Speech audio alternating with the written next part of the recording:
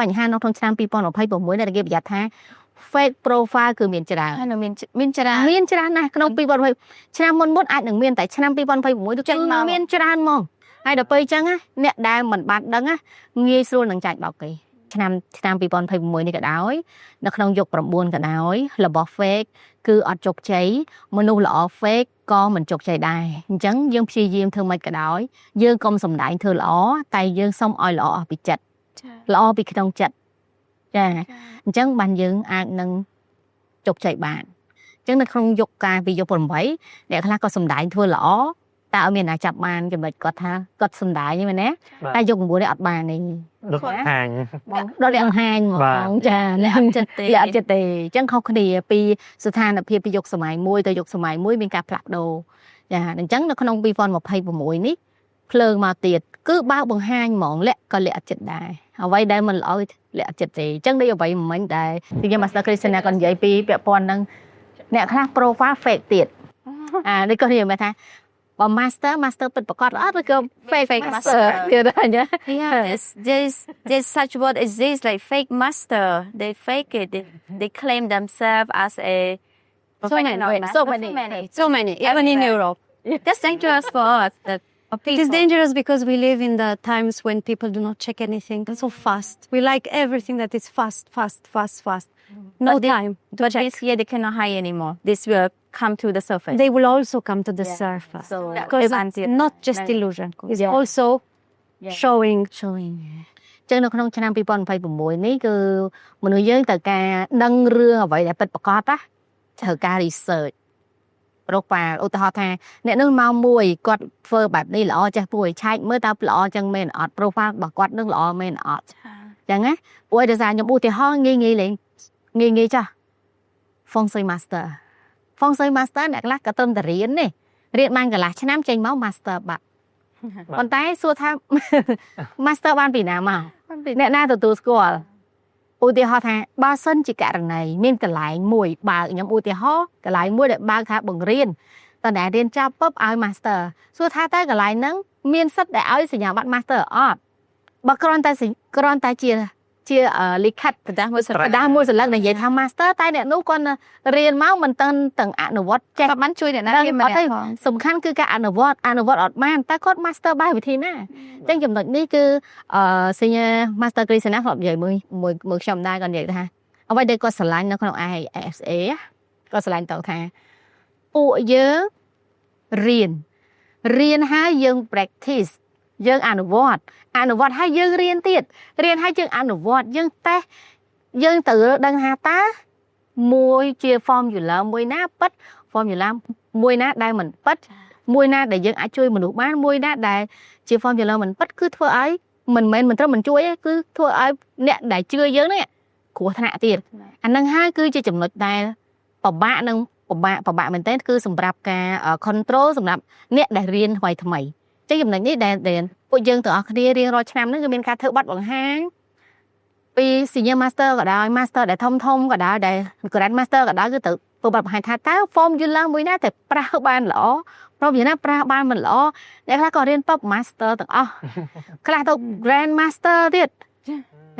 តែ Grand Master មិនអាចជួយឲ្យខ្លួនឯងជោគជ័យ Master ក៏មិនអាចជួយឲ្យខ្លួនឯងជោគជ័យតើជួយឲ្យអ្នកណាជោគជ័យអានេះហើយជាបញ្ហានៅក្នុងឆ្នាំ2026ដែលគេប្រយ័ត្នថាfake profile គឺមានច្រើនហើយមានច្រើនណាស់ក្នុង2020ឆ្នាំមុនអាចនឹងមានតែឆ្នាំ2026ទៅចេញមកមានច្រើនហ្មងហើយដល់ពេលអញ្ចឹងអ្នកដែលមិនបានដឹងងាយស្រួលនឹងចាច់បោកគេចាហើយចំណុចនេះខ្មែរយើងក៏ដូចគ្នាដែរចាឃើញថ្មីនេះខ្ញុំក៏ឃើញមានបញ្ហាច្រើនណាស់ចាពាក់ព័ន្ធនឹងកាយងៅហេងមុខណាកាយសម្ផស្សមុខស្អាតស្រាប់ហើយតកែអត់ខុសអស់លេងលាក់រ៉ូស៊ីធ្លាក់បាត់ខ្ញុំសួរថាការហើយតើអ្នកដែលឲ្យ consultant គេទទួលខុសត្រូវទេចាកាយមុខគ្នាខូចបាត់ហើយណាចាចឹងទៅកាយងៅហេងមុខខូចដល់ពេលគ្នាធ្លាក់បន្ទោសFeng Shui ហើយ Feng Shui ពិតប្រកបគេមានយ៉ាងណាតែអានេះអត់ពិតប្រកបទៅធ្វើឲ្យខូចនេះហើយជាបញ្ហាគឺនៅក្នុងឆ្នាំ2026ដែលត្រូវប្រឈមខ្លាំងមែនតើចាចឹងទៅ research សំខាន់ណាទ្រឹស្ដីអ្នកបកកាយទ្រឹស្ដីមិនប្រកបថាបកកាយអនុវត្តទេ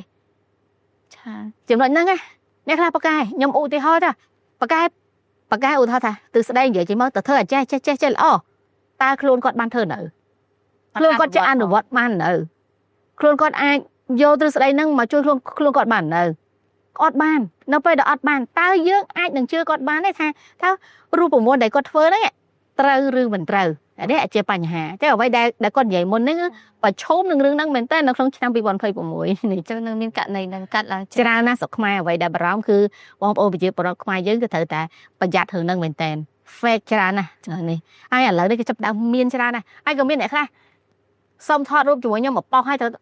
ដើរបោកគេក៏មានដែរអូគ្នាគ្រូកូនសិស្សចំណិត សិនអ្នកគ្រូ ចា តែពិតអត់ដែរបានរៀនអីមួយអ្នក អានេះមិនខុសពីអ្នកខ្លះក៏ទៅសុំថតរូបជាមួយថ្នាក់ដឹកនាំណា បាទ អារឿងឲ្យផុសមេអានេះ ខ្ញុំនៅក្បែរមេ បានហ្នឹងអត់បានទេណា ចា ចាអញ្ចឹងបានថាសំបីតាពួកខ្ញុំនៅក្នុង ISA ក៏អញ្ចឹងដែរGrand Master ទាំងអស់គាត់និយាយគាត់បារម្ភកន្លែងហ្នឹងព្រោះដោយសារពួកយើងយល់ច្បាស់ពីរឿងហ្វុងស៊ុយហ្នឹងបើសិនជាយើងធ្វើរៀបចំឲ្យត្រូវតាមក្បួនខ្នាតអ្នកដែលបានទទួល consultant ពីយើងតាមក្បួនខ្នាតហើយធ្វើតាមអ្វីដែលយើងប្រាប់ពិតប្រាកដគឺពិតជាជួយបានមែន បាទ តែបើសិនជាអ្នកស្ទើរទៅប្រាប់គេខុសអាហ្នឹងមិនមែនត្រឹមមិនជួយទេដូចទៅរុញគាត់ធ្លាក់ទឹកចឹងអាហ្នឹងជាបញ្ហាចាហើយបើខ្ញុំនិយាយនៅក្នុងវិស័យហ្វុងស៊ុយគ្រូហ្វុងស៊ុយរាប់ម៉ឺនអ្នកប៉ុន្តែរកអ្នកដែលមានជំនាញខ្លាំងបានរកឲ្យបាន50អ្នកចា ចា បាទ ចឹងបានន័យថាបើបងប្អូនមិនប្រយ័ត្នទេដូចលេងសាច់នឹងជោគវាសនាគាត់អញ្ចឹង ចាអញ្ចឹងនេះចំណុចមួយដែលថាអ្នកខ្លះថាជឿធ្វើអីព្រោះដោយសារកន្លងមកគាត់ជួបអ្នកដែល fake ច្រើនអញ្ចឹងគាត់បាត់ជំនឿ ចា ចាដល់ពេលទៅជួបពិតអ្នកដែលពិតដែរអ្នករងគ្រោះក្រោយគេគឺគេទៅគេប្រមាថអី ចា ចាអញ្ចឹងចំណុចហ្នឹងដែលខ្ញុំនិយាយតែនិយាយថាបើសិនជាមុនយើងចង់ជឿអីមួយជឿដោយបញ្ញាតែមើលខ្លួនឯងសិនកុំគាត់តែគេនិយាយពឹបល្អអានេះក៏ល្អនោះក៏ល្អយើងអាចបែងចែកបានចុងក្រោយគឺយើងគ្រោះថ្នាក់សូម្បីតែខ្លួនខ្ញុំមុននឹងខ្ញុំធ្វើអីមួយនៅក្នុងវិស័យហ្វុងស៊ុយខ្ញុំតែខ្លួនខ្ញុំឲ្យស្រាប់ហើយខ្ញុំតែពេលខ្លះតែរហូតដល់ចូល ICU ខ្លួនឯងក៏មានដែរ បាទ តែសារអីខ្ញុំចង់ដឹងថាវិជាមួយណាប៉ិតមួយណាមិនប៉ិតខ្ញុំមិនអាចយកប្រជាជនមកអត់តែបានទេបងប្អូនប្រជាឬអតិជនមកអត់តែបានតែខ្លួនឯងបើស្រាប់ខ្លួនឯងចុះចា ហើយក៏ធ្លាប់បានធ្វើហើយ សុទ្ធធ្វើហើយខ្ញុំអាចចូល ICU 2 ដងចាពួកដែលឯង ស្វែងរកចម្លើយ ដើម្បីរកចម្លើយថាមួយណាប៉ិតមួយណាខ្លាយខ្លាយ ចា ហេតុអីបានកំពីហ្វុងស៊ុយទាំងអស់មកនៅខ្ញុំចំណុចមួយនេះខ្ញុំនឹងមាននិយាយមួយទៀតថាtopic ក្រោយចានិយាយតែវាជារឿងមួយដែល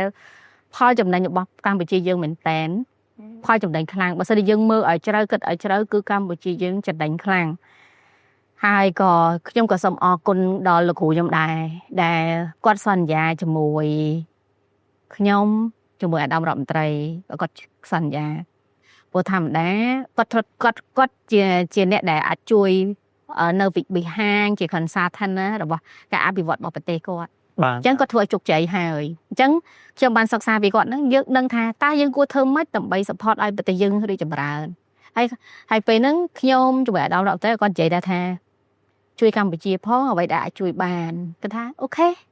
ក៏អូខេពីអូខេក៏មួយម៉ាត់ក៏អត់ភ្លេចទេក៏អត់និយាយចោលទេទីបំផុតគាត់ធ្វើមែន ចា ចាគាត់ធ្វើមែនហើយតាំងពីពេលហ្នឹងគឺគាត់ចាប់ផ្ដើមគឺអីក៏ដោយគឺគាត់ត្រូវឲ្យយើងបរៀនយើងទៅធ្វើម៉េចធ្វើពីណាទៅណាអញ្ចឹងការដែលយើងធ្វើនោះមិនមែនលក្ខណៈជំនឿទេចាគេធ្វើជោគជ័យហើយប្រហែលប្រទេសដែលគាត់រៀបចំទាំងអស់គឺចាប់ដើមរីកចម្រើនមែនតើនៅក្នុងកំឡុងពេលប្រហែលឆ្នាំចុងក្រោយនេះក្នុង10ឆ្នាំចុងក្រោយនេះគឺរីកចម្រើនមែនតើអញ្ចឹងយើងដឹងថាវាទៅរួចហើយចុះហេតុអីយើងមិនធ្វើ ចា ចាហើយធ្វើយើងអត់មានទៅ គេដើរមុនយើង ចាគេដើរមុនយើងហើយគ្មានពាក់ព័ន្ធនឹងជំនឿគាត់ថាដូចខ្ញុំឧទាហរណ៍ថាខ្ញុំសង់កន្លែងណាមួយអភិវឌ្ឍកន្លែងណាមួយឲ្យតែខ្ញុំអភិវឌ្ឍត្រូវកន្លែងគឺចំណូលចូលប្រទេសហើយ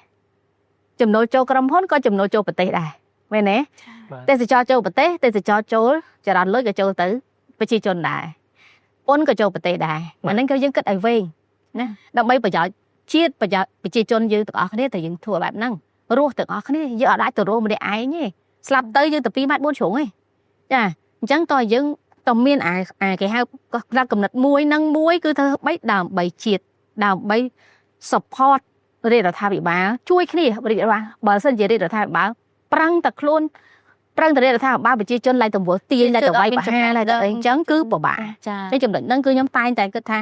បើយើងអាចនឹងបដោះបដាចំណេះជំនាញដល់ប្រជាពលរដ្ឋយើងឲ្យមានចំណេះជំនាញច្បាស់លាស់កុំងាយនឹងជឿអ្វីដែលគ្រាន់តែឮគេថាដូចគាត់និយាយមិញហ្នឹងណាគាត់តែគេនិយាយកុំជឿ research សិនឲ្យ research សិនចឹងកាលណាយើង research ដឹងពី profile ទាំងអស់ background គេទាំងអស់យើងនឹងមិនចាច់បោកគេទេហើយមុននឹងជឿឲ្យមួយតេស្តសិន បាទ ចាយើងតេស្តពិសោធន៍ខ្លួនយើងទៅមែនអត់ដូចគេនិយាយមែនអត់ហ្នឹងគឺអ្នកពិតអត់ខ្លាចគេតេស្តទេ ចាចា ហ្នឹងចឹងចាចំណុចហ្នឹងហើយមែនតើនៅក្នុង topic នៃការព្យាករណ៍ក្នុងឆ្នាំ2026នេះអត់តន់ចប់ទេវាច្រើននៅច្រើនតទៀតទៅបានតិចទេបាទហើយជានឹង ចំណុចណា បាទ នេះយើងគាត់ជារួមឲ្យអ្នកគ្រូគាត់ចង់ឲ្យបងប្អូនប្រយ័ត្នរឿងការ ចា ងងខ្លៅឆាប់ជឿឬក៏ ចាហើយ